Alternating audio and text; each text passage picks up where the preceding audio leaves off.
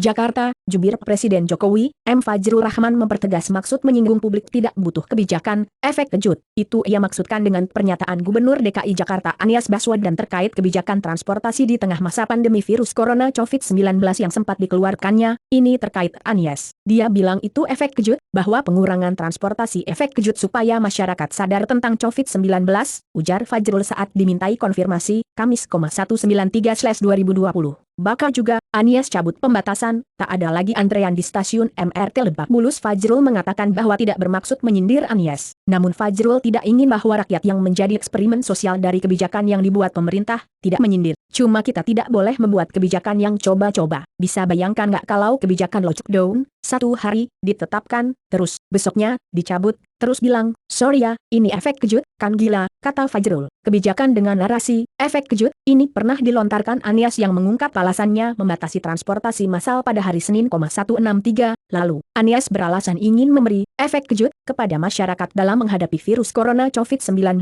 Tadi pagi kendaraan umum dibatasi secara ekstrem. Apa sih tujuannya? Tujuannya, mengirimkan pesan kejut kepada seluruh penduduk Jakarta bahwa kita berhadapan dengan kondisi ekstrem. Jadi, ketika orang antre panjang, oh ya COVID-19 itu bukan fenomena di WA, WhatsApp, Red, yang jauh di sana. Ini ada di depan mata kita. Kalau kita tidak kirim pesan efek kejut ini, penduduk di kota ini masih tenang-tenang saja. Yang tidak tenang ini siapa yang menyadari ini, kata Anies dalam video rapat teknis percepatan penanganan COVID-19 yang disiarkan di channel YouTube Pemprov DKI Jakarta, Senin, 163. Bakal juga, jeritan penumpang Transjakarta, antre panjang bikin khawatir tertular corona. Antrean penumpang pun saat itu tak terelakkan. Warga mengeluhkan, dengan menumpuknya antrean dikhawatirkan ada potensi penyebaran penyakit. Masih di hari yang sama, Anies pada malam harinya mengatakan jumlah kendaraan umum akan kembali ke frekuensi tinggi. Kebijakan itu menyusul adanya arahan Jokowi agar transportasi publik tetap disediakan, sesuai arahan Presiden terkait penyelenggaraan kendaraan umum massal untuk masyarakat. Maka kami kembali menyelenggarakan dengan frekuensi tinggi untuk penyelenggaraan kendaraan umum di Jakarta, kata Anies di Balai Kota, Jakarta, DKPKNV, virus corona Jokowi Istana Anies Baswedan.